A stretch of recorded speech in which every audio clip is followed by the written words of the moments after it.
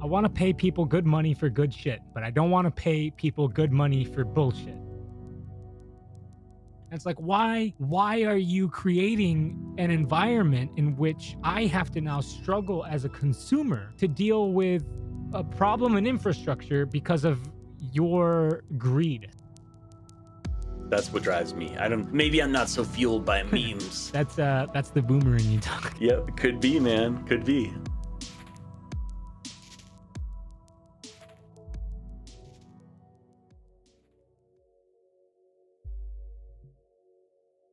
Welcome to Emotive, the podcast about video games, technology, and the stories that connect us all. I'm your host, Dan, aka orangesherbet. And before I get started, I just wanted to give a big thanks to everybody who's listened to the first few episodes. I know that I'm just starting.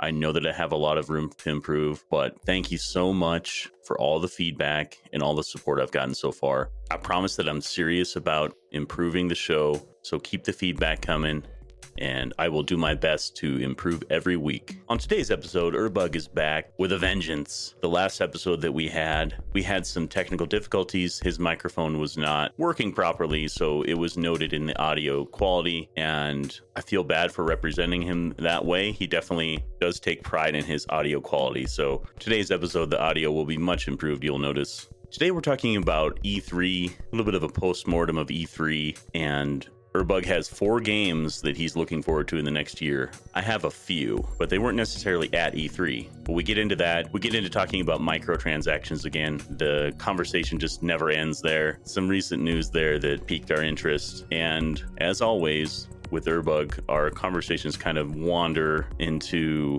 some topics that we didn't expect to happen, but it was a good conversation. I hope you enjoy it. We have some new guests coming out in the next few weeks. You're gonna love that. Make sure you follow the show at Emotive Podcast on Twitter for more updates. Enjoy the episode. We're just recording. That's just how it starts. It's fine, dude. It's natural. I love it. The last time we spoke, in the very beginning, there was some errors, and I'm sure I made a bunch of errors along the way throughout that episode because I'm not necessarily working off of my own memory recall, which turns out isn't the best thing. But there are a couple of things I wanted to correct.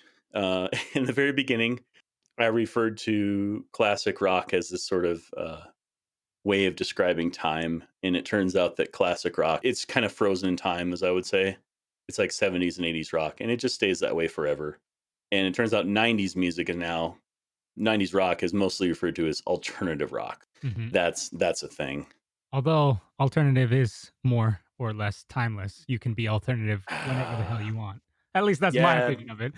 no, you're right. You're right. So there is a station in my town. It turns out that their alternative rock also includes 90s rock. So I guess the alternative rock has more staying power than the classic rock did.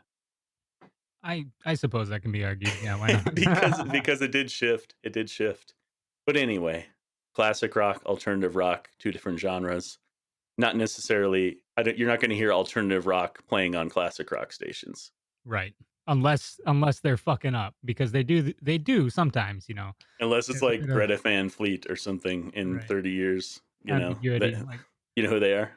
me? No. Unfortunately, like I wasn't always a big rockhead. Like I lately I haven't I've been enjoying alternative rock. Well, Greta Van Fleet is a current band, and they make themselves sound like Led Zeppelin. It's pretty Okay. obvious. Oh, that's pretty sweet.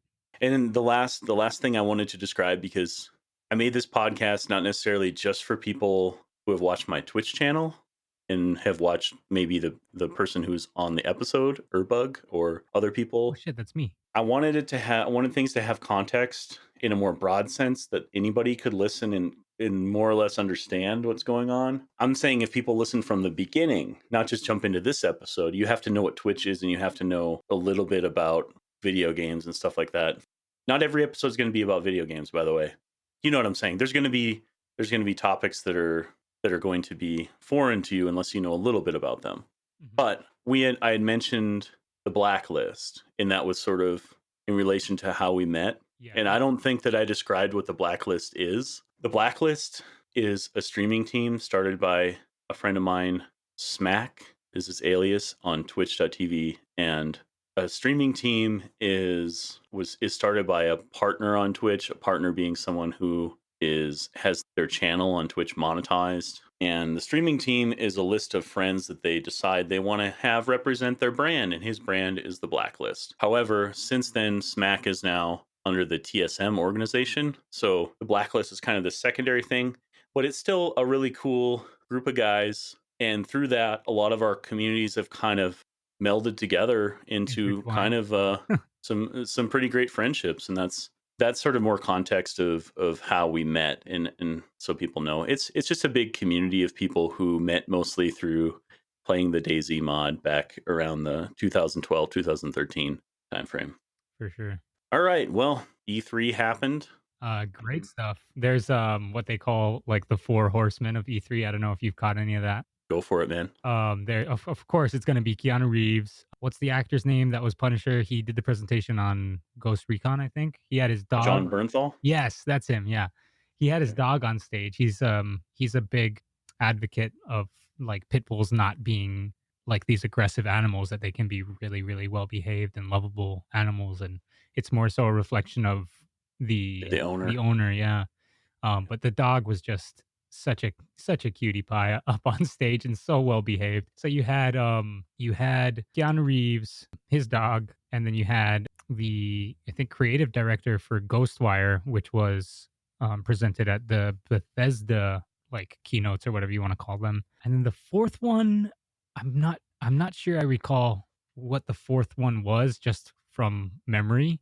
It was kind of like this meme because these were like, oh, I guess the fourth one was Banjo and Kazooie because it's been a while since Okay. we've seen them in a recent IP, and that was True like the that. big reveal for Smash on Nintendo Switch was this that they're bringing back Banjo Kazooie, which is kind of interesting to reference another episode, the one that you did with Cabby. You guys kind of talked about Rareware, I think, Yes. and Conker's Bad Fur Day, which was a big cornerstone of my gaming background as well, because that's like such a golden game when I was younger, playing with friends, just all hanging out, playing Conker's Bad Fur Day. That was definitely something that was part of my formative years as well, you know? Did I miss out here? In co I think it's just a consequence of time for me. Perhaps, yeah. Where you were I in was life. just I was transitioning into college, and I moved on to PC Mhm. at that point, That was the first and game I sold a had to lot of my convince my console. mom that I was mature enough for for her to buy it for me, sort of thing, like, Oh wow! yeah, so that You was like, convinced her you were you some kind of master salesman? You convinced your mom you were mature enough to play one of the most mature games of its well, time. that's the thing. See, look, my mom loved video games too. Like she was a big EverQuest fan, and she played like a shaman barbarian, and she was more into it than I was. What do they call it? Evercrack. But Yeah, she was like, "Oh, why do I need to buy it for you? Oh, it's rated M, so you have to be 18 or older." And I obviously was not even close to 18 years old at the time. And I was like, "Oh, you don't have to worry. I can differentiate between games and real life, and even though there might be adult things in it, that I would act appropriately and I wouldn't let it affect my personality or my behavior." Is essentially the pitch I gave her, and she went through with it and bought it for me. And I don't think she ever really realized what Conker's Bad Fur Day was for whatever reason. So to give it a bit of context, single mom, she was often at work and I could be home alone to play my mature games on my own as a underage person. So there was that. but she trusted you. She trusted you that you weren't going to be like it wasn't going to all of a sudden make you act badly if you're playing a mature game Yeah, for the most part, I was a very well behaved kid actually. And that changed. because she played games Yeah, herself, so exactly. she understood that games weren't poisonous. Exactly, exactly. Yeah. So and that I had a pretty healthy relationship with my mom for the most part, especially in those early years. Things change through time, but in any case, yeah, we shared a love of video games, and I kind of miss it because whatever happened over the years happened, and now I don't think we have that thing in common so much as we used to, which is sad, but it was there, and it's a positive memory for me at least. But anyways, Yeah, that's great. moving forward, yeah, talking about E3. I want to ask you a question. I Go want to ahead. ask you a Go ahead. question. The woman, developer, Ikumi Nakamura. yeah. Yes. What is her story, and why was it so impactful Like, why does she end up being one of the four horsemen of One of E3? the I four I horsemen. completely missed out on Okay. that. Okay, so off the bat, English is her second language. She's not like fluent in English even as a second language. It was very apparent that she is not like very fluent in English, but she was up there presenting without a translator, so there was this very authentic feeling to it, and her authenticity and passion came through because of it. And she was just it was very endearing. It was very endearing to watch someone who really not only believes in their product but is excited to share their enjoyment for something that they created with the audience. And it felt like you were immediately best friends with her, sort of thing, you know. I would have to agree. However, I wasn't sure if there was some other project she was involved with Yes, before, or she was kind there of was. I think she was also involved with Evil Within, okay.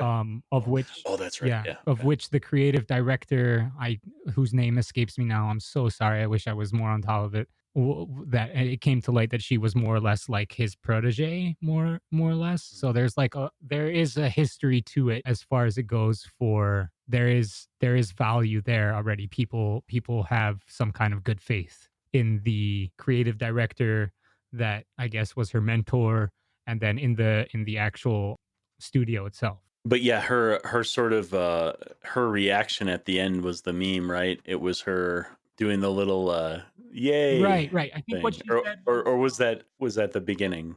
Was it the beginning or the I end? think it was at the end, but it wasn't really a yay. I think she said, what was it? It wasn't matane is like I'll see you later. She said, Oh, okay. what was it? She basically said like what, like look out for this, or like we'll see you later. It was something along those lines. I don't really remember exactly Yeah. what it was.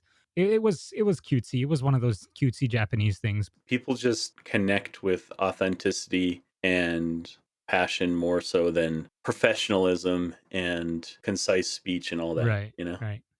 That's just I think it's just human nature. And I didn't know anything about the game or what she was presenting, but seeing like the memes just kind of made me Hmm. smile. And yeah, she's the creative director Oh, there you go. for Tango Gameworks. Yeah. So that game was Wire Tokyo. So what we saw was, I believe, cinematic trailer, not so much gameplay, but it looked very very good as far as it goes for what it was. It looked interesting as far as I'm concerned. And I think what it was she said was mitene, which is like sort of like I guess it's like a, it could be roughly translated as look like keep your eyes peeled for us, sort of thing, you know, like yeah. That's great. What are the games that you saw? Because you said that you have four. 4 games, my most anticipated games from definitely at the very top is gonna be Cyberpunk 2077, and this kinda goes hand in hand with the topic of hype trains. So I am skeptical, or I'm cautious rather than skeptical. I'm cautious. I'm worried because I'm very excited for this game,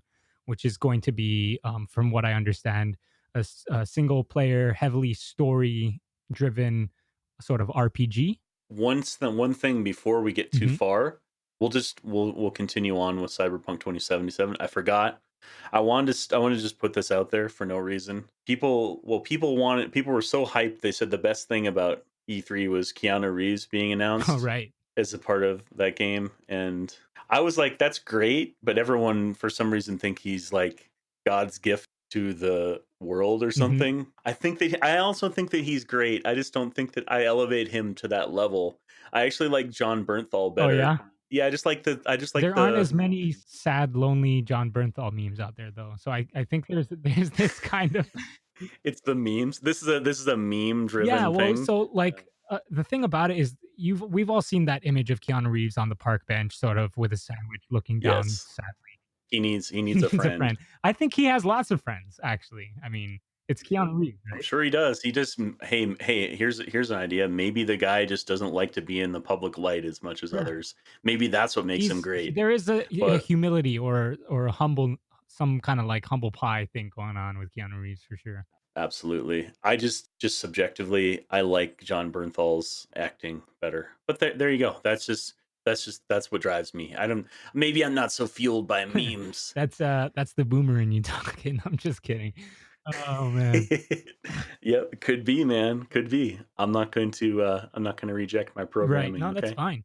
But there is also that other aspect of like if we look at Keanu Reeves and we think immediately about The Matrix, which was like hugely successful, and then that Matrix was influenced by and inspired by Ghost in the Shell, and all of these are like in these futuristic dystopias where everything is sort of like cybernetic, and that goes hand in hand. There's a direct line from Ghost in the Shell to The Matrix to now Cyberpunk 2077. So it's kind of like this echoing of these motifs, and it's interesting that they're tying it up like that. I don't know if you've ever seen the similarities in that shootout scene in the like hotel or whatever it is with all the marble pillars like exploding from the gunfire, and then the similarities overlaid with Ghost in the Shell. They have a very similar sort of shootout scene. Yeah, it's like Really? the even like the movements are like almost spot on. It's definitely something. So for them to be aware of that and to pull on that string, I think it shows a certain self-awareness of what they're the world they're building, you know? So that it's Oh yeah. definitely a throwback to The Matrix and then further back to Ghost in the Shell for sure, 100%. So they I think they That's picked the right cool. guy. I have a funny anecdote about The Okay. Matrix. I don't know if I don't think it's funny. I think it's sad actually. I watched it once. Mhm. I actually bought the VHS tape back when it came out, when it VHS. was released. I What didn't is see this it in the ancient theater. technology you're speaking about? It was 1999, God, man. That's what a when I bought beautiful it. year. Bill Clinton was president, the Beautiful rain was year. pure, people were happy. God damn you, Monica We Lewinsky. didn't I'm so sorry. the I shouldn't even internet be talking.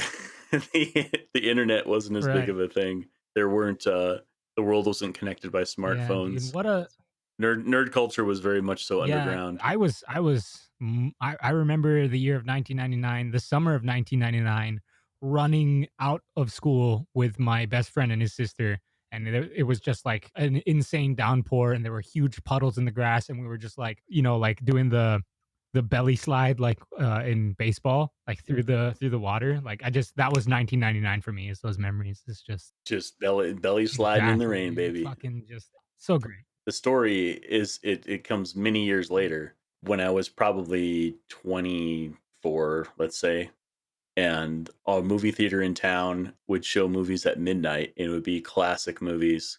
I saw Pulp Fiction there one Dank. time. Yeah, and I saw The Matrix one time. The consequence of going to movies at midnight is that if you're prone to getting sleepy when you're in dark spaces where it's kind of quiet, there can be portions of the movie where people are just kind of talking, lulling you to Mhm. sleep. I fell asleep watching The Matrix in the theater many years later, and the scene that woke me up was the lobby scene where Oh they're dang. shooting. So It's like, "Oh god." I had probably watched it a bunch of times on my good old VCR. When I actually had the opportunity to go see it in the theater years later, I fucking fell Dang, dude. asleep. And it wasn't, by the way, it wasn't Keanu Reeves' fault. I'm not a Keanu Reeves Yeah, hater. let the down votes, pour in, Reddit or It's just one of those things where I'm trying to connect the dots of like how he became this like epic figure. Go look at his IMDb, and not necessarily compared to John Bernthal, but I mean, after in between the Matrix movies, he made a couple of like kids movies, and his pedigree isn't necessarily the strongest. He's just always been earnest and like can do no wrong? never Question mark? controversial. Yeah, can't really It's fault the kinda guy. funny, in that same line. I don't think we should talk about Keanu Reeves too much because in a way it's almost making us fanboys just going on and on about it, but, the other funny thing is, like, he's like the master of the hover hand, like, as far as can do no wrong, Oh, like, yeah, he is. There's a yeah. story Oh, yeah? behind that. Well, there's a theory behind it, at least. Just with the state of affairs nowadays, with people being Mhm, accused of mhm. things, if he never touches someone in a picture, then they can't accuse him of groping them or anything like that. I think that it's a strong argument that maybe he didn't want to be seen. He didn't even want the question to exist. He didn't even wanna doubt. Yeah, and I understand that. I think he's a very Mhm. calculated Yeah, I see that. person. I think he sees what happens to his colleagues, and I'm sure some of his friends being accused of things that they didn't do, and all it takes is one story to pick up enough traction, and it becomes true just by the fact that there's so many pictures on social media or news stories made about it, it's just seen as true without any sort of facts or evidence behind it. It's just yeah, somebody could take a picture of him maybe putting his hand behind someone's back. And you don't know where the hand, you know where the Dude, hand is. deep fake, yo, they could just like put his face on someone else's body and then we'd all believe, Yeah. fake news sort of thing. But We're all gonna have to change how we for disseminate sure, our dude, you can't information. you I mean, it's kind of a rule of thumb where you can't always believe what you see, you can't always believe what you hear. It's getting harder to draw that line, I think, with the way technology is advancing, which is an interesting conversation in Yeah, itself, but for it's another day. Right. Let's reel it back to E3 if we can. No.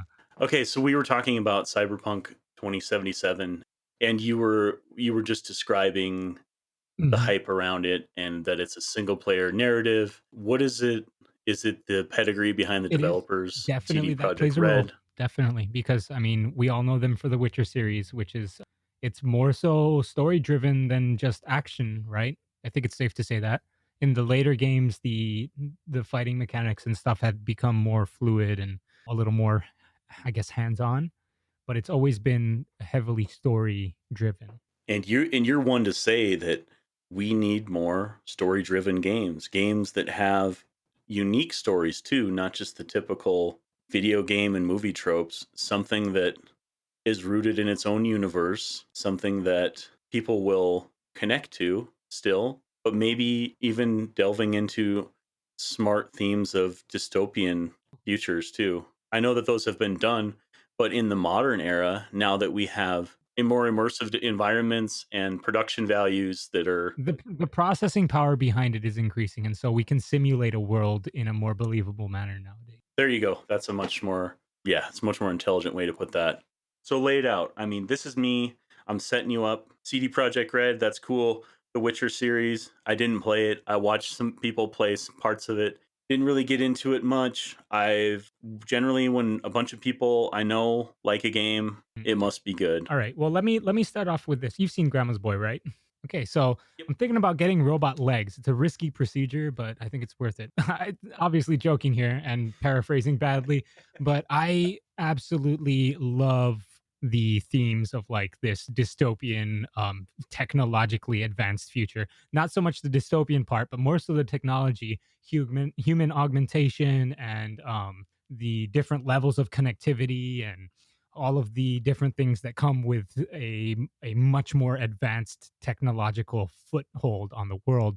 Now, obviously, in the dystopian, I don't want to call them, they're not reflections, but more so projections like Ghost in the Shell, or in this case Cyberpunk 2077. There's going to be a lot of negative undertones, whether it's and these things are going to be rooted in things that we're seeing today with very there's going to be some kind of narrative on like capitalism and big corporations, sort of like what's the word I'm looking for, objectifying people, and how people are going to change with technology, and how the organic side of it may bleed off and then be sort of overcome by or replaced by more technological aspects, whether it's a cybernetic robot legs or cyborg eyes or whatever it may be. But all of this, what we kind of blanket term call futurism, is a topic and concept that I'm very interested in, and that's the pro as opposed to the con for Cyberpunk 2077. Why I'm really drawn into these sci-fi dystopias. Yeah, these sci-fi dystopias give us a window into a world where Mhm. everything could go wrong and the power is given into the wrong people's hands. And then those who are still kind of woke, if you could say, the people who didn't give in, they're the ones who are kind of fighting the power and trying to carve out a new Wrestled some of the power back into the hands of the people, sort of, seize the means of yeah. production, but not really seize the means of production, but you know what I mean. Yeah, definitely. It's the it's a dark world, that's for sure. It's grimy, it's dirty, it's adult, it's kind of macabre in the way that it's presented, and the way that it kind of humanizes and devalues people, but it's super interesting. It's super interesting. But like the way that they seem to be setting it up is they're giving a lot of they're giving the world they're making the world very malleable to the player, it seems like to me, which is interesting because obviously we're talking about the importance of story driven games rather than just like mechanics driven games, right? Where you have like Right. a format that works, like the battle royale games that are widely popular today. This is a universe with many different characters that interact with each In different other, ways. and it's not necessarily just one protagonist fighting one antagonist, and then you have these side characters. Everybody is kind of woven into the same fabric of this universe. That's the type of thing you're looking for, right? And I have faith in CD Projekt Red that they're gonna make the decisions, or they're at least gonna give opportunities, windows of opportunities for the player to make decisions that impact the story, that impact the world around them. That, depending on the decisions you make or how you're gonna approach a situation, that's going to affect the way the story unravels.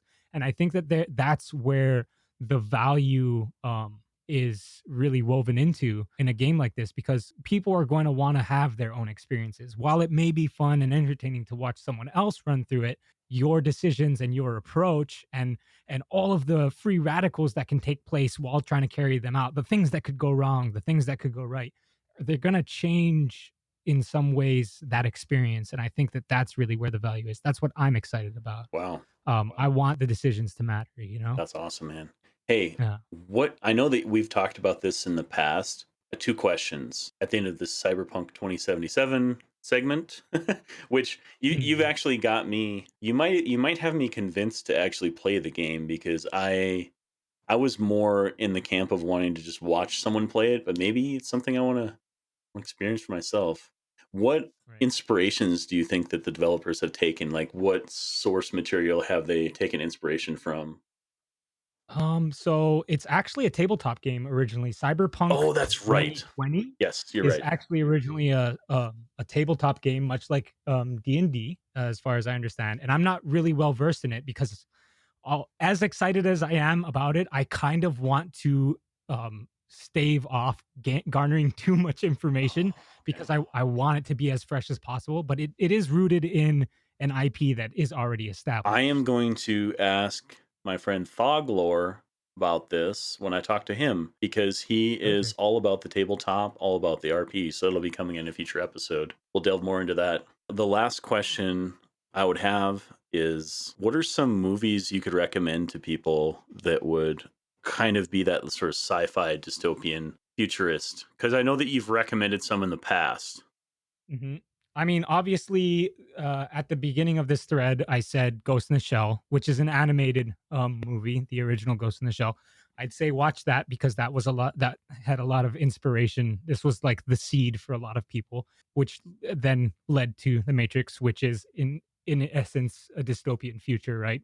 Humans versus machines. Following that, you've got one which is widely popular, which is Blade Runner, the original Blade Runner, and the newer sort of reboot. Although the newer reboot, I feel actually, you know what? Watching them both, they felt more like art pieces than a standard format of movies.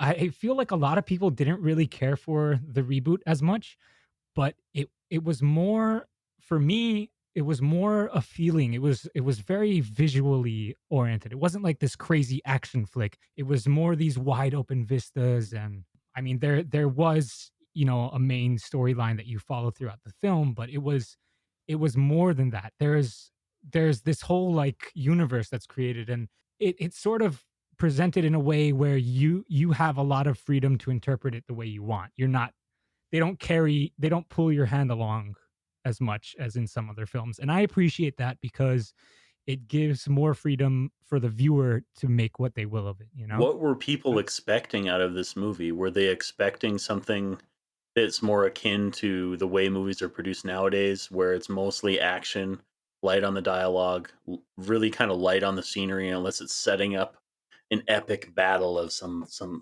sort? that's a question I think that would have doesn't to have any would correct would have to answer. be turned back on the people who who didn't really care for it. You know, Yeah, the exactly. people that didn't care for it, did they see the original? Were they expecting? Yeah, were they expecting the world to change in some way?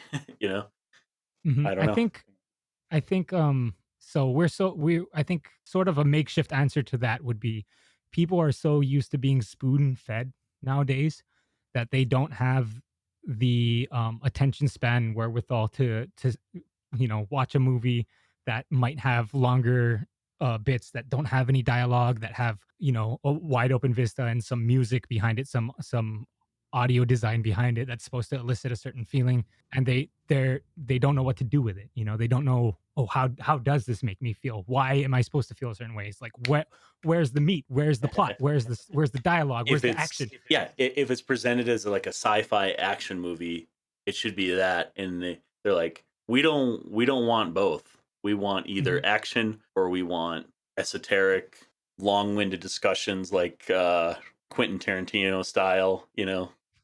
Awesome movies. Awesome. He's got a new one coming out. What, next year, or is it this year?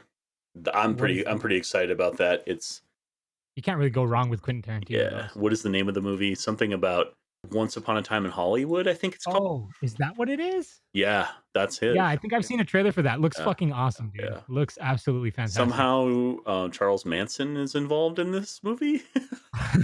I don't know, dude. I actually don't want to see any more trailers for it. I just want to see it. Mhm. Yeah, trailers do kinda ruin a movie. Just because of his pedigree, he's able to cast all these great actors together. A-listers. Yeah, Yeah. he's got Leonardo DiCaprio, Brad Pitt, some other guy that I forgot, Timothy Oliphant. I forget how to pronounce that. I really like him. Al Pacino, who's got a smaller role. Kurt Russell, awesome. So that's something to look forward to. But we're talking about whatever you know what? We're talking about whatever the fuck we want to talk about. That's the beauty of it. We don't have to. We're not constrained by time or segments necessarily, but we are kind of trying to go through your four anticipated games of this year, and I Mhm. don't know. Are we going 1 through 4? Because it sounds like This is my top pick. Cyberpunk 2077 is my top pick, which is kind of counterproductive because I'm starting at the top and I'm leading down to the bottom, but I have more to say about the things at the top and then less to say at the things at the bottom. So, and we can switch it up, and I'll give you number 4 right now. It's what we talked about. It's funny because it's two of the horsemen of it's E3. Keanu Ghostwire, Reeves, Ghostwire, Cyberpunk right? 27, and then Ghostwire Tokyo. So I don't have a lot of information on Ghostwire Tokyo, but I like the aesthetic, and I like this sort of like the idea is that it's people are disappearing, and it's sort of this, I guess, horror mystery going on, and it's Tokyo, so it's Japanese culture as well. Like, I think there's some superstitious influences and maybe tie-ins to maybe like Japanese mythology, if you will. And so that interests me because like I am a quarter Japanese. I don't look it. I just look like a regular white guy, but I'm a quarter Japanese. I grew up reading stories like Momotaro, Little Peach Boy, and stuff like that. And I enjoy Japanese culture. I think they've got a very rich culture. Not to sound like a weeb, but it's part of my heritage. I enjoy it. But that's on the back end of this. That's my number 4 anticipated game, just because I don't really know much about it. But it looked fantastic. And this is a straight up narrative single player. As far as I understand, yes, it is. So, to go back to the top, so my number 2 pick actually, and this is weird. I've completely because you mentioned it, I've completely destroyed the progression of going from top and working to the bottom. We That's not. I working from was the I was outside in. joking. I was I know. joking. I'm trying to blame you so that I don't have to take responsibility for it. This isn't a YouTube video where it's like the top 5 anticipated games for 2019. Number Right. 5. Number 5, yeah. But We don't anyways, even have 5. There's only 4. And right. I don't even Do have you 1. you don't even you're not excited about anything. Just so be it. I'm just Uh kidding. I can think of something. Not necessarily from E3 though. So Yeah. The second one would definitely, and this wasn't at E3. Sony was missing from E3, and Microsoft said that it's just not the same without PlayStation there. But my second anticipated game is, of course, and we did talk about this last time, was Hideo Kojima's Death Stranding. And you've got A-listers in there too, like Mads Mikkelsen and Norman Reedus baby fetus. Yeah, man. This one is more so post-apocalyptic, but then again, there are a lot of sort of morbid or macabre themes going on, and it's very, very abstract from what I can tell. It's, it's this crazy sort of collage of the madness and genius that is Hideo Kojima, and I'm super excited for it. This is something I don't own a PlayStation 4. This is a game that I would buy a console for solely this game. But with that being said, there are other games in the lineup of Sony exclusives that I would want to play once I do get the console. So So, are you announcing it right now? You're going to buy a PS4? oh yeah, without a doubt. Unless in the next few months they say we're releasing a PlayStation 5 and it's going to be like the release exclusive for PlayStation 5, then I'll get a PlayStation 5 instead. So that's kind of like I have a bit of doubt as to whether I should just pull the trigger on a PlayStation 4 now and maybe start playing some of the exclusives, or if I should wait and like get a bundle deal with Death Stranding, or if I should just hold out. I really don't want to hold out. I don't want to hold out and wait for a PlayStation 5 to play Death Stranding on the PlayStation 5 because I need to experience it before everyone else spoils it for me because I won't be able to help myself. If someone else is playing it, I'm gonna have to watch them if I don't own the game. I won't be able to hold like stave my hand. I can't do it. You're too into it. I'm too into it. It looks fantastic. He's got an awesome taste in music. The soundtrack for the last trailer we saw, I think, was Apocalyptica, Yep, it was. and it was just so good. So if you haven't seen the trailer, check it out. Check out the most recent trailer for Death Stranding. It's just a roller coaster. I always put links to everything in the show notes. Hmm. So that's my number two pick for sure. And then my number three is from a series that is very dear to me, the sequel to Breath of the Wild, Legend of Zelda Breath of the Wild 2, essentially. Okay. Yeah, Question go off the ahead. top. Question off the top. I know you got a lot to say. Where does this game fit as far as the timeline? Is this one of those confused timeline things? The the timeline is up for debate. I suppose Isn't what that is fun? yeah, isn't it fun? Well, that's the thing about these stories that involve multiple reincarnations and sort of pitting good against evil time and time again sort of thing is they can become a bit nuanced and a little hard to keep track of. But I think it's somewhat accepted that this is the hero fails timeline. And if it is a Okay. direct sequel to Breath of the Wild, then it would still be the hero fails timeline. Okay. And you mentioned that some of the things that made you excited for this game is sort of the darker themes. Yes, yes. There was definitely so we didn't once again, this is another one that's kind of in the shadows. It's a bit mysterious. It I think it caught me off guard. I was not expecting a Breath of the Wild 2 at all. I when I heard of Link's Awakening coming to Switch, I was excited because that was like huge for me on Game Boy Color, right? I wanted some of the depth that was in Breath of the Wild and the how beautiful the game was and how you could just go and adventure, which is like the heart and soul of Legend of Zelda in some ways. It's this great adventure experience, right? Yeah. I wanted something in the same engine or a similar engine, and it's not very often that we get that with Legend of Zelda. It's usually a different engine or a different console. You had a Link to the Past. You had Link's Awakening. You had Ocarina of Time, Majora's Mask, which was kind of in a way a sequel to Ocarina of Time, but not so much, more so a spiritual successor, because that was one time where we had it in the same engine and they reused some assets, etc., but they expanded on mechanics. So that was I really liked the impending doom and the darker themes in Majora's Mask. And then you have like Wind Waker, Skyward Sword, which are a bit more aloof. And then you have Twilight Princess, which once again is a little bit darker. And I didn't actually play through the entirety of Twilight Princess because I didn't have a GameCube or a Wii.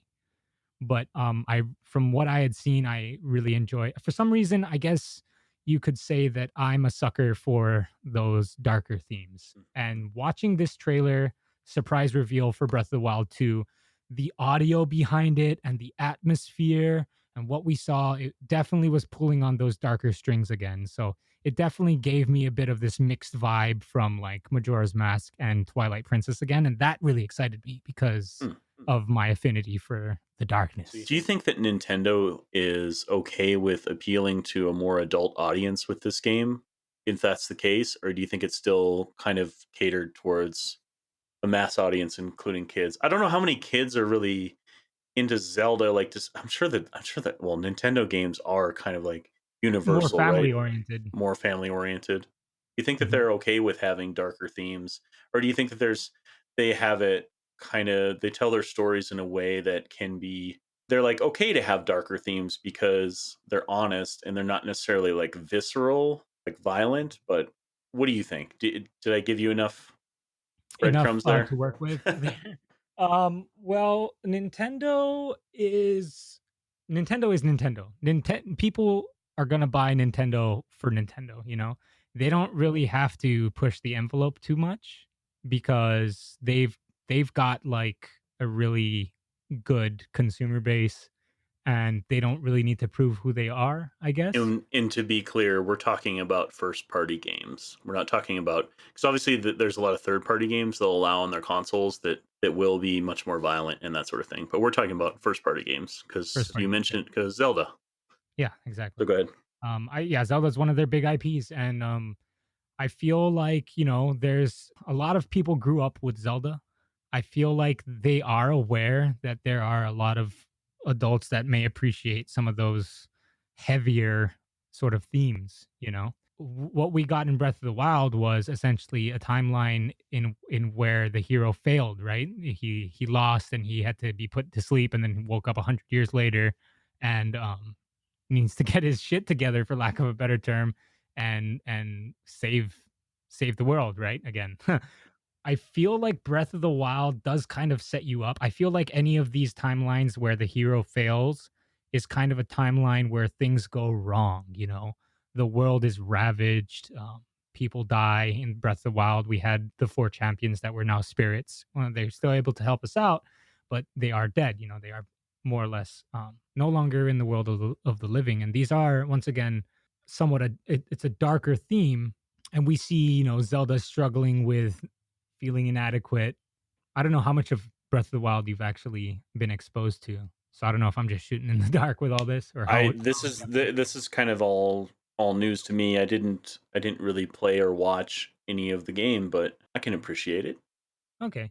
So yeah, it's kind of like Zelda's struggling because she's like prophesized to be, the power of the goddess and to seal away evil and all that. And she doesn't feel like she's ready and she doesn't feel like she's doing enough. And then you've got Link who kind of fails to defeat the evil.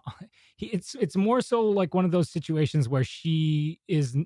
I feel so wrong just trying to like put it down on paper as like a definite thing, but it seemed like she didn't have what it took at that moment, and so all of a sudden you're left with Link trying to protect her and then failing to succeed in sealing away evil, and so he Mm. gets completely like eviscerated to near death, and then he has to be put in like this rejuvenation thing for 100 years until he can recoup his strength or whatever. And then you've got essentially a ravaged world where she's just struggling to keep the evil at bay until you can finally come back and gather your strength and finally defeat Ganon.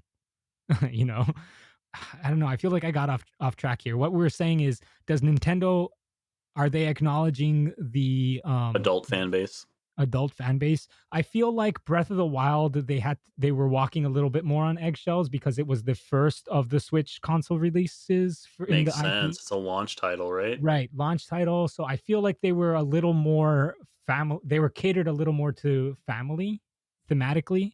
The Koroks are cute, and it's nice that you can, cook and give dogs treats and feed your horse and stuff like that. It's Nintendo. It really is Nintendo. Like, you play Breath of the Wild, and it really is Nintendo. But I feel I ask because I know that they're the pioneers and sort of the industry leaders in intelligent game design. So Mhm, there's a reason behind everything. right. So I feel like Breath of the Wild being such a great foundation, I feel like they will feel I hope, because this is all hearsay as far as we're all Of concerned. course. But I hope that because of the success of Breath of the Wild, that they feel like they have more leg space to maybe pursue some of the darker themes. Because there's definitely some kind of repetitive motif that is there. There is this struggle between light and darkness in Legend of Zelda for sure, right? That's kind of like the main line. Kind of serving it up in that manner, I appreciate it. I'm not Wind Waker is like widely accepted as like one of the top Legend of Zelda games.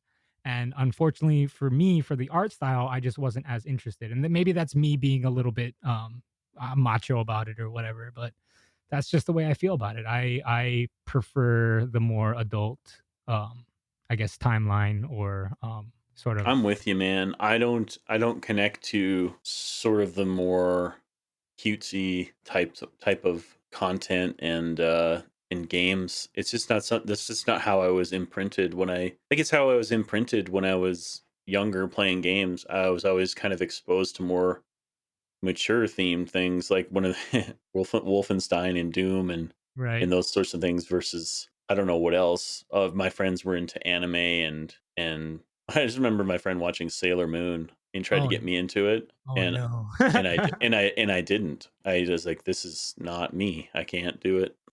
Wow. Yeah. I can definitely see resistance if someone's trying to like break you into anime with Sailor Moon. But then again, you have things like Neon Genesis Evangelion, which is like once again sort of dystopian future sci-fi with very adult themes, which is why it's one of the ones that I really like, and I think that that's Is that subtitled or is that do they have like English audio both. tracks? They have both. Okay. Yeah. For some reason, I've been trying to break out of this. I can't watch movies or TV that don't have English audio tracks. I can't watch it with just subtitles. I think it's more of a patience thing. It's definitely easier to digest a material when it's in your native language so that you don't have to you wanna be able to experience it on more than one level, and I feel like if you're reading subtitles, it takes your attention away from, like, some of the visuals. So I'm there with you. I'd prefer to hear it in a language that I understand.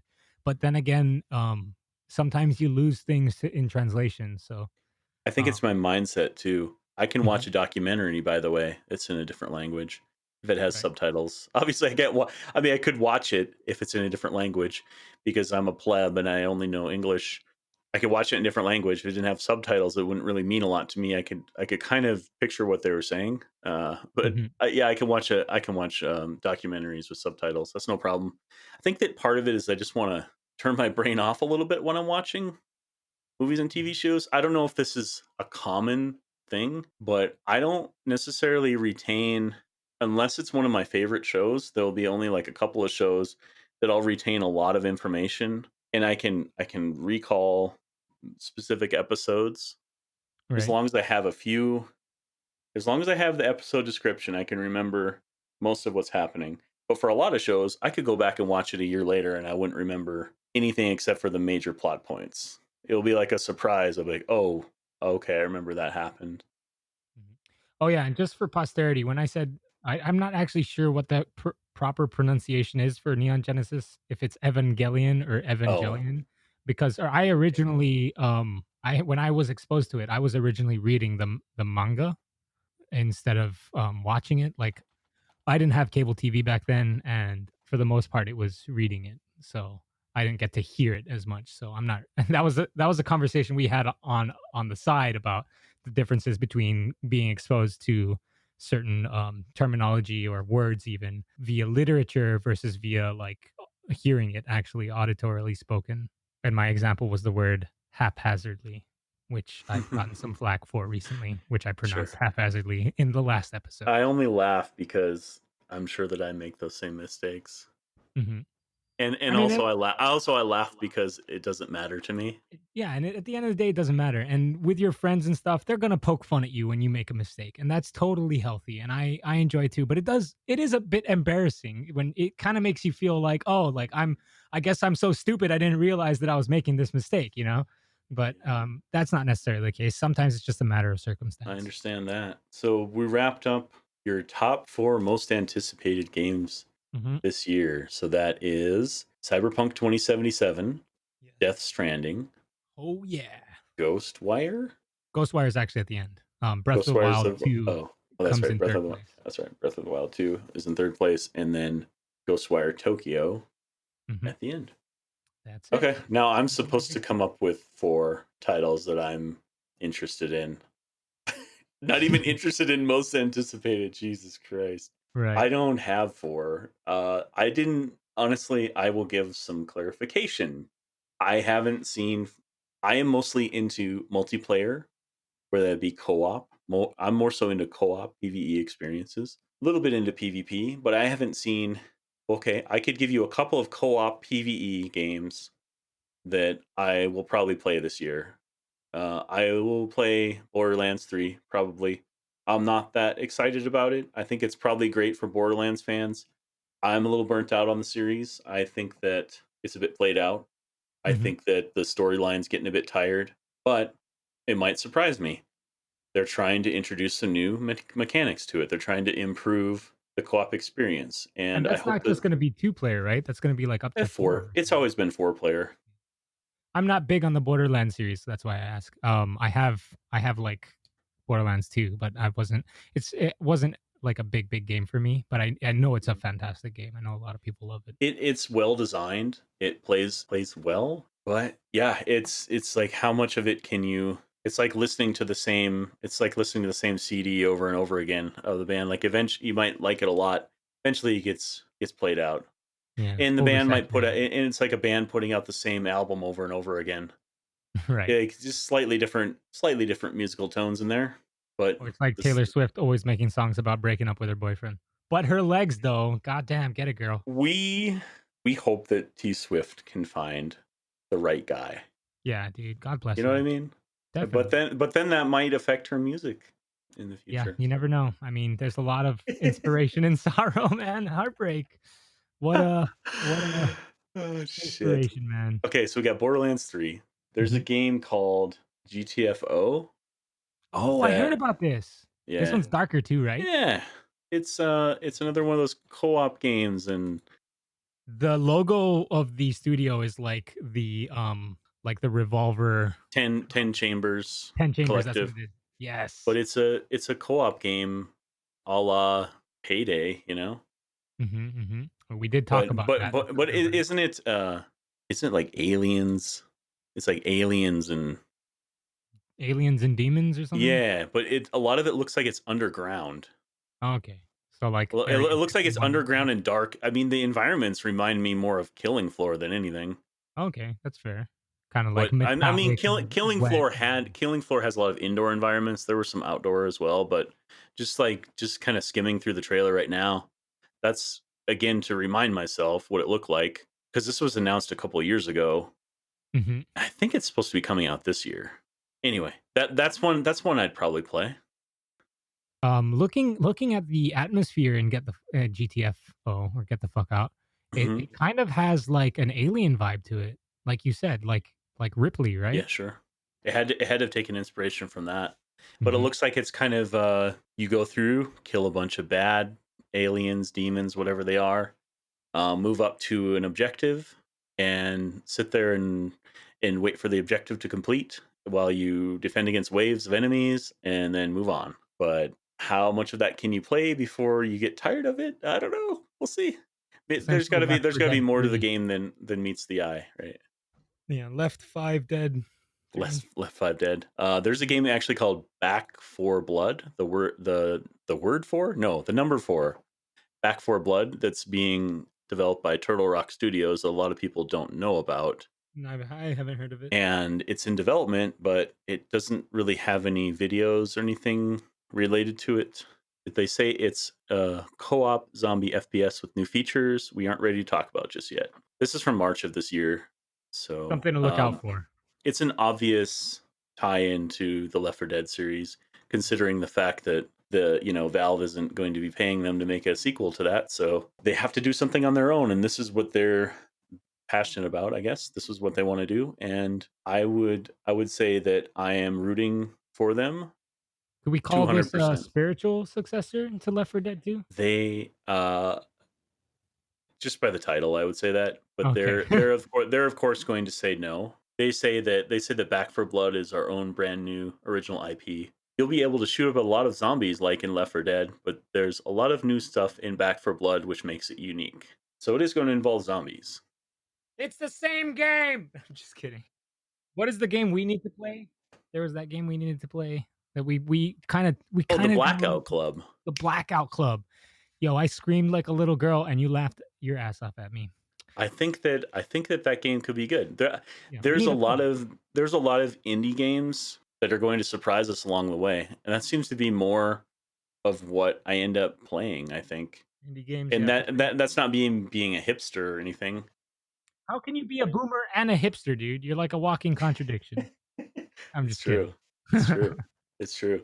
They just seem to be indie developers have more they have more room for creativity, they have more flexibility because if they put some resources into a project, make a prototype, they don't have as much to lose as a big game studio, you know. It doesn't cost as much for them to keep the lights on, so it's easier for them to morph and try out these different avenues for games. So in that way, they're the ones who are innovating out there, and those are the types of games I end up playing. However, that being said, I love big I love big AAA co-op or narrative experiences when they're great, but they are few and far between. Would you agree with that? Yeah. Like It they would be awkward if you were like, I love them when they're shit." Like, big AAA titles that are shit. That's my bread and I butter. should say maybe every time I start this discussion, I don't play console. I only play PC, so Right, right.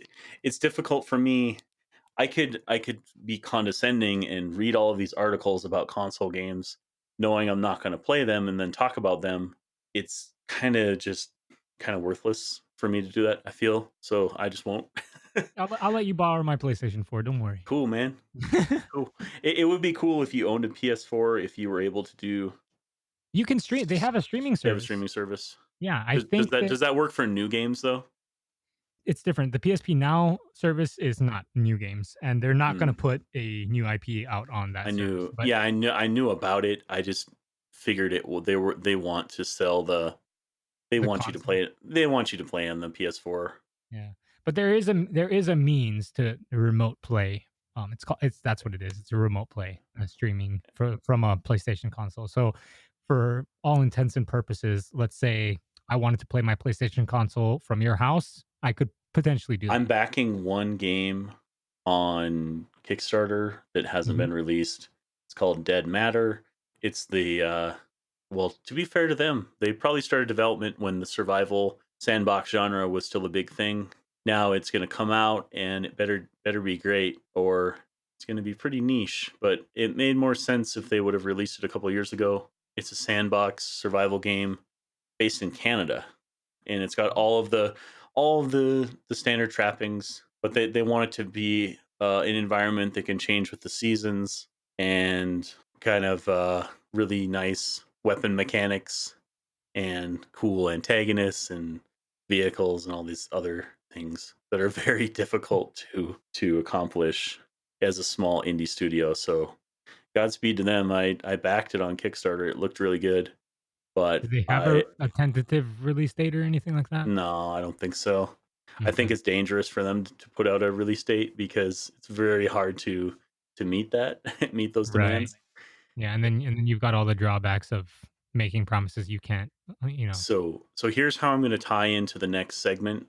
We were talking about Back for Blood, and I was looking through their FAQ, and they said in the FAQ it says the question, will this game have microtransactions? The answer, right now we're focusing on making the best, most fun and exciting game we can. We'll figure out the post-launch stuff later, but if we do have paid post-launch content like microtransactions, we want to do something that the community feels good about. So what would the community feel good about when it comes to microtransactions? I think there's one Skins. answer to that question. Yeah. Skins, cosmetic items. Just the mention of microtransactions in a retail game makes people cringe, makes people defensive, makes people extremely angry in some cases, like what happened a couple days ago. The Wolfenstein Youngblood was Oh yeah, announced. we were shaking those assholes. But there was an interesting aspect of it, which was the price point for the base Yeah, game. the price point being somewhere in the $30 range versus $60, correct? Yeah, so it's weird now. Like, to make a note about it, if that was the case and that was like the balance change was okay, base game is going to be cheaper, but we are introducing microtransactions, and then we look at the article and how it's they reached out to clarify, right? Yes. That microtransactions were purely cosmetic. So, but then what does that mean for the base game cost? Is the base game gonna be cheaper, or was that just hearsay? Or like, you see what I'm saying? Because there Yeah, there were 2 points there. Was okay, yes, microtransactions, but we're doing something different with a AAA and we're putting the base price lower. So that created an interesting I dynamic. don't understand. I don't understand this. It seems like they're counting on the microtransactions to come up with that extra money. So are they going to have some super compelling cosmetic aspects to it, or is there going to be? And let's be honest, it's a single player game. Mhm. Is there going to be some multiplayer component to it that we haven't heard of yet? I don't think so. Okay, that's interesting. I mean, single player, but co-op single Okay, player. yeah, maybe. Maybe Um, maybe co-op, but oh, at the same definitely, time, like definitely co-op, how much 100% co-op. were the some of the other Wolfenstein games recently? Have they been co-op too? No, I don't think so. I But don't think the so. whole thing about this one is it's Blazkowicz's daughters, Oh right? yeah, okay. So there's 2 of them. So it's not like just one person playing both of the daughters. I think it's meant to be either one person, switching between the 2 in order to leverage, like maybe boosting up on stuff or whatever it may be. I don't know. Conjecture. But the point is that it's definitely opening the window for co-op play. 100% because they're sisters. There are 2 of them. I don't know Hmm. if they're twins, but there's 2 of Okay. them. Still, how much replayability is there, and why even fuck around with microtransactions in this game? Why not just let you unlock them when you as you play through the game? I don't If get it. they are, being honest about the cosmetic aspect of it, I don't see why, because the whole allure about, cosmetics and flares that you can show them off to other people, right? Why would Yeah. you, if you're just doing co-op with a friend, why do I need to show, like, if it's me and you playing, why do I need to show you my shiny gun skin, you know? And okay, if there was some multiplayer aspect to it, wouldn't that be something they'd want to have out there immediately? Yeah, I would imagine so. So it just seems to me that they're grasping at straws, trying to find a way to get this, just get it in the hands of consumers, get in more hands of consumers at a lower price point, and then try to needle them with all these cosmetic items that you're gonna quote unquote have to have. Like, if I would guarantee you, I wouldn't have to have them. That's just me, though. I don't Right. really get into the cosmetic side of it. Well, yeah, I mean, in the case of skins, whether it's CS:GO or Destiny, or, it's kind of a wallet flex, right? It's like, hey, look at my cool shit, right? It's not so much, hey, this cool shit that I spent real money on is gonna kill the enemy faster, but it looks cool, and someone's like, dang, I wish I had that, but I'm not Okay, gonna spend money do on we it. need these free to play game features in retail games? I don't think so. I think they should be separate. I'd be more interested in a game like this, whether it's co-op or not. I'd be more interested in paying for content in the form of more story, more, you There you know, go. Boom. stuff like that. In the case that it just doesn't make sense for cosmetic microtransactions in a game of this format unless there's something we're missing. Alternatively, it maybe there were to be microtransactions for upgrade weapon upgrades, and they're backtracking because of the public That was going to be my next reaction. point. That was going to be my next point, dude. It seemed like they were backtracking with their statements Mhm. because it's like you said, there's conflicting information. It's You read definitely you read some of the original news story, and it had something, as well as skins and emotes. The game allows you to spend coins you find dotted around the levels to unlock weapon upgrades and attachments. However, and this is like old information, by the way. You can skip this process entirely by purchasing gold bars with real money, which you can use then to shortcut through these upgrades. That was the information that was out there, and all of a sudden it's like, no, now it's just cosmetics. Right. And that could be not the question. I guess it doesn't matter, but was this a test to see what the, what the market share of their consumer base would feel like about that kind of, What's the upside to testing something like that? You're intentionally seeing how many people you're going to alienate and get to distrust your business practices. I mean, we've all seen the Atom store in Fallout 76, you know? Yeah, It's like, how are we gonna get more? It's really just increasing the bottom line, isn't it? yeah, So, and Bethesda has been, I mean, they tried to monetize mods in Skyrim, right? that's right. And in Fallout. So, they're definitely I trying to don't. push the That's a envelope. different. I That's don't a like it. different discussion. The monetizing of mods.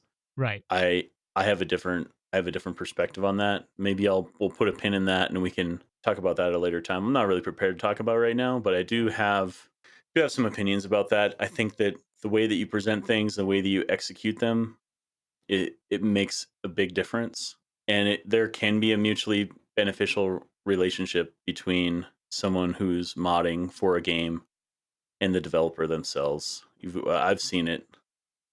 Oh, Not no, not not I not agree. I necessarily. Not wasn't just. gonna, like, shit I on know. No, I mod know. makers I in know. that I'm sense, just. but there's I'm a just. there's a topic there for sure. I'm just given the broad strokes of my conclusions to what I think. I'm not saying that that's contrary to what you say, but I would agree that there were unsuccessful attempts, but I think that it's a learning process. I think it's unfortunate that more games can't allow. I Like a shouldn't use the, I marketplace for shouldn't use mods? I shouldn't use the word can't. I should use the word don't allow modding. There's, with that being said, there's some huge mods, like, in the example of Skyrim. I know you said you didn't wanna talk about this, but they are essentially, like, expansions to the game. They're entire new Yeah. maps, new content, new dialogue, new characters, and things like that. If it was coming from a studio, I would pay for it. So if it's coming from a Mm, modder, why wouldn't I pay for it? Of course I would pay for it. But the thing is, if you try to, like, broad strokes the whole thing, then there's a sort of thing of like, oh, if I'm just adding like one skin to the game, should it be monetized then? Or like, mm. if I'm fixing one Is it error not? in the game, is Is it it not? something I Is would it pay not? for? Like you're saying, if it's one skin or one fix to the game, is it worth paying for? Is it critical to the game? Like, do you need it? Right. I don't know. You tell me. But shouldn't the person who creates it, shouldn't they have control if they're allowed to, Yes. I monetize feel it? like Should I feel should like it shouldn't should they be in shouldn't the they have hands of the control creator. on leave it in the hands of the creator? Yeah. Yeah. That would be my opinion. And 100%. if the developer really finds it critical to the game, if enough people demand it, then they can pay the creators themselves, damn it, Yeah, exactly. and They they can can they can integrate it purchase into it. the game, a Exactly. la what happened. I believe in Arc, they grabbed a map from some modders and integrated it into the game and paid them, maybe even employed them.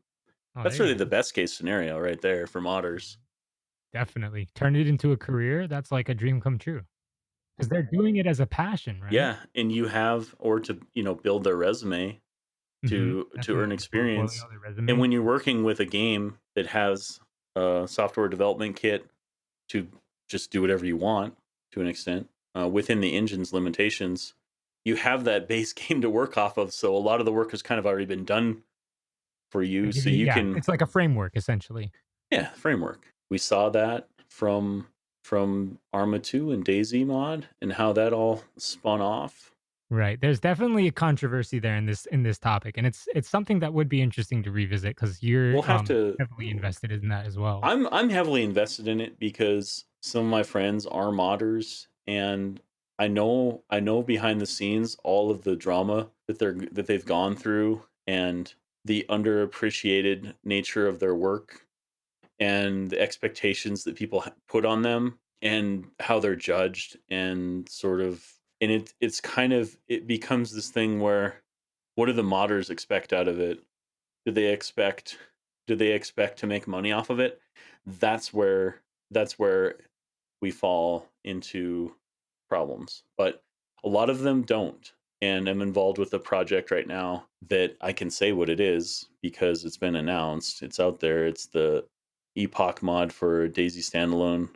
I'm working as a tester, and I'm going to Can't wait. help them with their wiki and No, concepts and stuff like that, just like I have been doing with them since 2012. AWOL's been the head of it.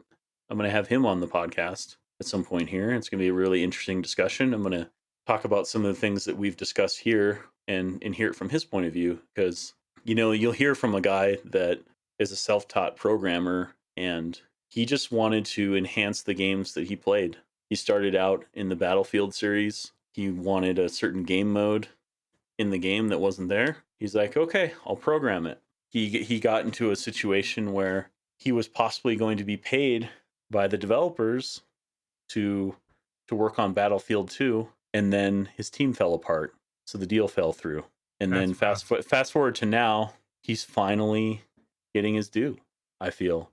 And it's a lot of hard work and determination, and you can't be somebody who can't accept failure, because it comes at you from every angle, especially when you're working on a volunteer basis. People, I mean, we're not talking about someone who works by themselves. He has done that in the past. In fact, a lot of the work on some of the mods recently has been done mostly solo. He's working with a team, so they're all relying on each other. And I'm pretty excited to see what happens with this mod, because it's a very collaborative environment, and it's going to be interesting to see how they can elevate Daisy Standalone. That's actually interesting to hear because I actually really really want to get back into Daisy standalone. There was definitely some magical moments that I experienced, and I feel like if there's something big coming in that kind of format, that I'd want to at least revisit it because yeah, it sounds interesting. There's some stuff that I can't talk about. There's some stuff that I can't talk about with you at all that would make you excited for this mod. I'll just say that, because out of respect for those guys, I won't say Mhm, definitely. anything. I won't say anything But keep me out of posted line. otherwise of the Oh things that yeah, you can I will. express. I will. When it's the thing is, it's important to keep things secret, because you get into this thing where you sort of tease out things that could be coming, and then they get canceled because they're not possible. Then people are like, "Well, wait, you promised." Right. Yeah, it's a No, slippery the slope. fuck we promised. Anyway, where the hell did we How did we how get did we here? get how did we Who get here? I whose don't stop is know. this? Oh, we were I mean, this is just we'll just put This was an offshoot for monetization and microtransactions. we'll put Somehow a it we're going to led put a into modding. bookend on this conversation about monetization in games. I think that we talked about it even the last time that we got together to record a podcast. I think it's an important conversation to kind of flesh out because a lot of us are kind of like in the like thrown out to the elements in regards to it because it's just it seems inevitable. Like mobile gaming is like a huge industry and it's kind of a driving factor in the gaming sphere right now. And microtransactions is like one of the cornerstones of mobile gaming. And so we see Yes. that kind of encroaching into It's exactly. bleeding into our other games, and we don't want to be exploited by it. All That's right. it. I mean, that's all I have to say about it in general, is that I don't want to I feel want to exploited pay by I wanna pay people good money for good shit, but I don't wanna pay people good money for bullshit, essentially. Ha, perfect. That's perfect way to put it, dude. And this is not saying that I don't want the people that are making the game to not make a living wage and all that, but you need to budget your game out so that it can be if either it's a free to play game with microtransactions and it has that model, which has a lot of negative connotations to it. It's extremely hard to do well. It's extremely hard to make it fair. Or it's a retail game, but don't just don't with the microtransactions, please. Yeah. Get the memo, Please. guys, we don't like this shit. Like, come on. But it's Maybe there's a way. Is there going to be a way where I'm going to be where I'm going to change my mind about this? I have no idea. I mean, I at the same on the same vein, I understand the time factor of it. Like there are some people that only have so many hours, per day, per week, per month to devote to gaming. And I understand that those people, they want to get the most bang for their buck as they can. And in some of those situations, because of their circumstances, they've got a more padded bank, and they can afford paying to sort of tip the scales in the time factor a little to their favor with the money. And I understand that, but at the same time, that's not where I'm coming from, and I don't think that that's where a lot of people are coming from, who appreciate games. And so I think that's where there's a sort of a controversy, I guess, for lack of a better term. Yeah. Yeah, I don't like the prestige pricing model when it comes Like to Escape from games. Tarkov. Yeah. Yeah. A pricing strategy in which prices are set at a high level, recognizing that lower prices will inhibit sales rather than encourage them, and that buyers will associate a high price for the product with superior quality. Do you want to get into another topic? Do you want to get into another topic? I don't know. I don't know. This is I don't know. hour and 28 minutes. Yes, I know. Okay, last thing. Interesting. This last thing is about the Epic Game Store and Hmm. how they had the Epic Mega Sale. The Epic Game Store had a bunch of games that were discounted heavily, and Epic was going to all of the games were discounted that were listed on the store. So during the mega sale, developers and publishers are discounting a ton of great games, up to 75% off. Also, for every game purchase of $14.99 and above, Epic Games provides an additional $10 off to you at no cost to the publisher or developer. It sounds awesome as a consumer, and it's like, well, the developers just get that money kicked right back to them. It sounds great. You know what happened? Borderlands 3 was delisted from the store temporarily. And why do you think that was? Everyone was trying to buy it? Well, a Question lot of mark? people did buy it. And you know what that does? When a game that hasn't even been released, it already kind of has like a pre-purchase discount, and then you add another discount on top of that. What does that do to a game? Where when it releases, it's going to be a full price game. It's devalued before it's even out.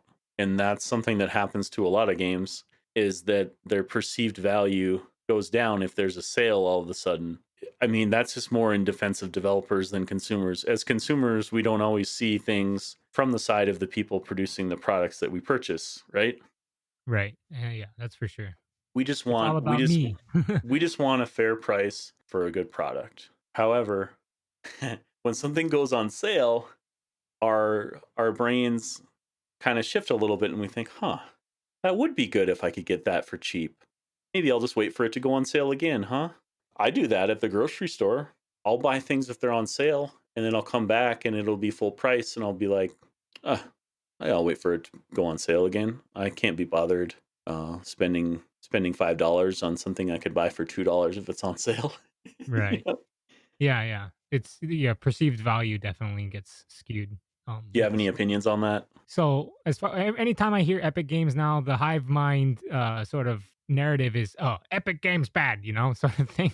So it's like, I mean, I think it's great. The way that they're trying to leverage the value, for developers, this goes contradictory to this particular example, because this was actually detrimental to developers, because all of a sudden the perceived value goes down, the game is released at full price, and all of a sudden people don't want to buy it at full price. That was what you were saying, right? Yeah, So more so in the Borderlands 3 example. right. Yeah. And Um, I believe the reason why it was taken down, it was some sort of a contract issue.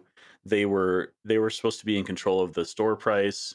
Allegedly, this might not be exactly. I have to follow up and look more into that, but they took it down because it conflicted with their contract situation basically.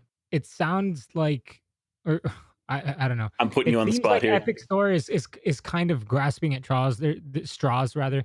It feels like they've got a bit of a bad rap trying to create this weird game store exclusivity in the PC market, and I feel like a lot of people now resent Epic for that, where they had like some good intentions of like not taking a bit, like either taking less of a cut or not taking a cut from developers, which was like part of the allure of the Epic Store and stuff like that. But then Yeah. it's been met with a bunch of resistance, right? Because this weird exclusivity is not something the PC gamer community wants. So Yeah, that's why there's already exactly. like Exactly. They think that the public is going to be on their side because on paper they're on the side of the developers because they are giving them a bigger cut.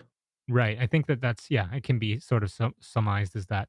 That's maybe from their side they see that, and also from their side they see that if they can, it's an investment to buy exclusivity rights to a game like Borderlands 3 because they're taking, yeah, they're going to take in a good amount of money more that it's on their platform, it can't be sold other places, so at the risk and cost of just pissing people off and making them do all I sorts saw of protests about it.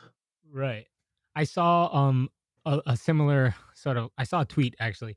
So it was about a certain this game store wants to funnel all of the different game stores into one location sort of thing. And then someone's reply to it was, "Yeah, back in my day we called this the Windows Start bar." Like saying essentially you installed the game on your PC and you didn't have to like deal with the whole DRM hoop looping jumping through all this nonsense to get it on essentially a launcher or on a specific game store. And so I thought that was kind of funny. Connect all the launchers. GOG's quest to Yep. unite all game launchers just might work. Do you have access to the it was on it was a PC gamer. I'm aware of this. It was Yep. a PC Gamer article, and I think it was like either a Twitch staff or something that I saw retweet it, and their clever quip about it was that yeah, we used to call this the Microsoft Start Bar, you know, and I thought that was really funny That because it's is true. funny, isn't it? Yeah, yeah, uh, and so like that go it's like it's a cheeky way to say like come on guys, like this isn't actually visionary. You're essentially we're it's a feedback loop. We're moving away from the start bar and essentially creating another start bar essentially.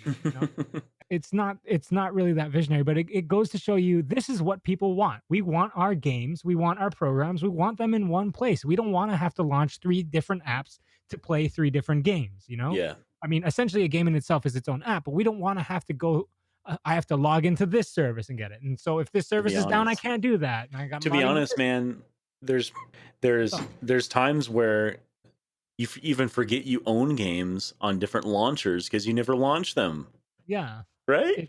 It it's it's ridiculous. It's absolutely ridiculous. And then you've got all the arguments of the friend system and in one launcher might be better than the other. The chat system in one launcher might be better than the other. The network in one launcher might be better than the other. And it's like why are you creating an environment in which I have to now struggle as a consumer to deal with a problem in infrastructure because of your greed essentially me talking to you know Yeah. these companies that are insisting on making their own launches etc their own outlets or mediums for distribution and competition is good for the consumer. So the fact that Steam has kind of been able to create such a great or rather to lasso in such a large market share is kind of spooky, right? Because that they kind of have this pseudo monopoly. They were Steam just the is where it's first. at. It was the first, right? But their infrastructure is better, their distribution lines are better, their network is better because they were the first. They pioneered it.